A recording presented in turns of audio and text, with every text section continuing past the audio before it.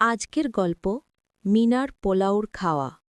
শিমুলতলি গ্রামের বসতির শেষ প্রান্তে একটি নড়বড়ে কুঁড়ে ঘরে থাকে মিনা। বাবা রতন দিন মজুরের কাজ করেন, আর মা রেহানা কোনো মতে সংসার চালান। আজ গ্রামে এক বিশাল আনন্দ। গ্রামের মহাজন গফুর মিয়ার বাড়িতে ছেলের বিয়ে উপলক্ষে হাজার মানুষের ভোজ। সকাল থেকেই পোলাও, রোস্ট আর ঘন মশলার সুবাস বাতাসের সাথে মিশে মিনার ছোট ঘর পর্যন্ত আসছিল।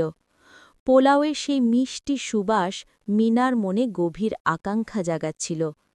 দুপুরবেলা রতন কাজ থেকে ফিরে ক্লান্ত ও ক্ষুধার্ত।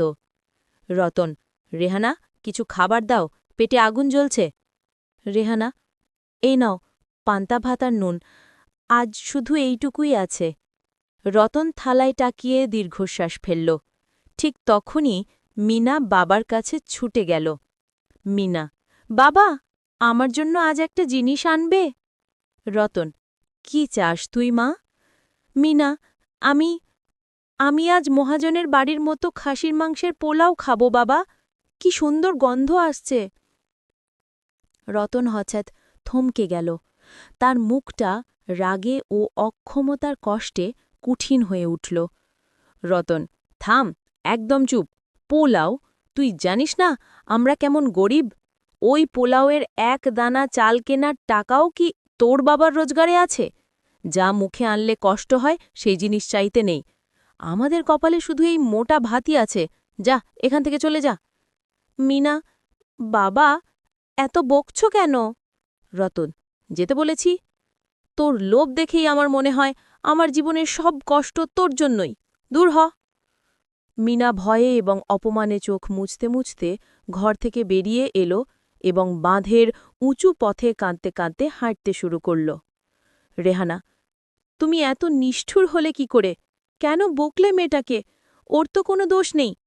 রতন, আমার রাগ ওর ওপর নয় রেহানা, আমার রাগ আমার ভাগ্যের ওপর। আমি চাইলেও ওকে ও স্বপ্নটা দিতে পারি না। আমি ওকে বড়লোক হতে শেখাতে পারব না, তাই ওকে গরিব হয়ে বাঁচতে শেখাচ্ছি। মিনা কাঁদতে কাঁদতে গ্রামের বাঁধের অথে হাঁটছিল।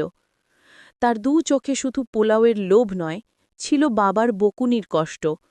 হাঁটতে হাঁটতে সে নিজেকে ভুলে গিয়ে আশেপাশের মানুষের দিকে মনোযোগ দিল। পথের পাশে একটি পুরনো যাত্রী ছাউনিতে দেখল এক বুড়ো জ্বর আক্রান্ত ভিক্ষুক কাঁপছে। মিনা তার আঁচলে বাঁধা সামান্য জল ও মুড়িটুকুই তাকে দিল এবং ভিক্ষুকের কপালে জলপট্টি দিয়ে দিল।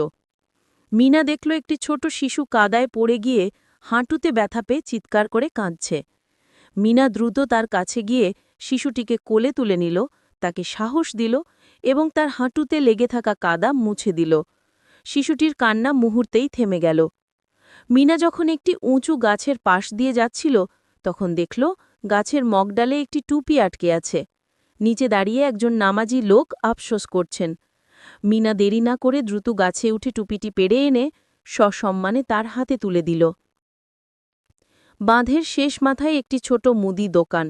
সেখানে দেখল এক গরিব বৃদ্ধা কাশির জন্য ওষুধ কিনতে এসেও পয়সার অভাবে কিনতে পারছেন না। মিনা নিজের কাছে রাখা সামান্য পয়সা বের করে বৃদ্ধার হাতে তুলে দিল যাতে তিনি ওষুধটা কিনতে পারেন। মিনা যখন সন্ধে নামার মুখে তখন সে ক্লান্ত হয়ে ফিরছিল। মহাজনের বাড়ির কাছাকাছি এসে দেখল মহাজনের ছোট নাতনি সুমি একা একা বাড়ির পেছনের গেটের কাছে দাঁড়িয়ে কাঁদছে। সুমি হাতে একটা দামি সোনার চুড়ি পরেছিল, যা এখন নেই। সুমি, উফ, আমার চুড়িটা গেল কোথায়? দাদু খুব বকবেন। মিনা, দিদি, কি হয়েছে? আমি চুড়িটা ফেলে দিয়েছি, ওই যে পাঁচিলার ঝোপের মাঝখানে, কেউ দেখতে পাচ্ছে না। চুড়িটা ছিল সরু এবং ঝোপের গভীরে। মিনা দেরি না করে ছোট ও সরু হাত দিয়ে সাবধানে ঝোপের ভেতর হাত ঢুকিয়ে দিল। কাঁটা তার হাতে বিঁধল, কিন্তু সে পরোয়া করল না। কয়েক মিনিট পর চকচকে সোনার চুড়িটি মিনার হাতে উঠে এলো। মিনা, এই নাও তোমার চুড়ি। সুমির চোখ আনন্দে ভরে উঠল। সুমি, তুমি তুমি আমাকে বাঁচালে। দাদু জানতে পারলে খুশি হবেন। তোমার নাম কি? তুমি কোথায় থাকো? মিনা, আমার নাম মিনা, আমি নদীর ধারে থাকি। সুমি, দাঁড়াও, আমি তোমাকে উপহার দেব। সুমি দৌড়ে বাড়ির ভিতরে চলে গেল। মিনা তখন আর অপেক্ষা না করে বাড়ির দিকে ছুটল। সে কোনো উপহার চায়নি, কেবল সুমিকে সাহায্য করে তার মনটা ভরে গিয়েছিল। এদিকে রতন আর রেহানা দুজনেই মিনার চিন্তায় অস্থির। রতন, রেহানা, আমার ভুল হয়েছে, এত বকা উচিত হয়নি, চলো ওকে খুঁজে আনি। ঠিক তখনই মহাজনের বাড়ির বিশাল গেট খুলে একটি মোটরসাইকেল তাদের কুঁড়েঘরের সামনে এসে থামল। সাইকেলের পেছনে ছিল মহাজনের গাড়ির ড্রাইভার করিম ভাই।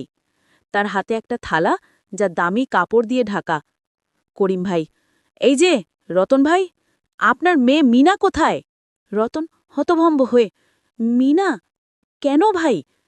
মহাজনের নাতনি সুমিকে নাকি সে বিরাট বিপদ থেকে বাঁচিয়েছে। সুমি নাছোড়বান্ধা। সে বলেছে যে মেয়ে এত দয়ালু, তাকে পেট ভরে পোলাও না খাওয়ালে সেও খাবে না। করিম ভাই কাপড়টা সরাতেই সেই দৃশ্য দেখা গেল। ধোয়া ওঠা খাসির মাংসের পোলাও, যার চালগুলো মুক্তোর মতো ঝরঝরে, আর ওপরে দুটুকরো বড় মাংসের কোরমা। পোলাওয়ের সুবাসে তাদের কুঁড়েঘর আলোকিত হয়ে গেল। করিম ভাই, সুমি নাতনি নিজে দাঁড়িয়ে থেকে এই প্লেটটা তৈরি করিয়েছে। যাও, সবাই মিলে খাও, কাল মহাজন নিজে তোমাদের দেখতে আসবেন। রতন আর রেহানা দুজনেই বিস্ময়ে বাকরুদ্ধ হয়ে, খাবার নয়, আমাদের জন্য আশীর্বাদ। রতন তার ভুল বুঝতে পারল। সেই রাতে মিনা তার পোলাও খেল, কিন্তু সেই পোলাওয়ের স্বাদ তার কাছে শুধু ঘি আর মশলার ছিল না, সেই স্বাদ ছিল মানবিকতা, দয়া এবং নিঃস্বার্থ ভালোবাসার। মানুষের প্রতি করা ছোট ছোট দয়ার কাজও কখনো বৃথা যায় না। আপনার হৃদয়ের পুণ্যকর্মই একদিন আপনার জীবনে অপ্রত্যাশিত সুখ এবং সফলতা নিয়ে আসে।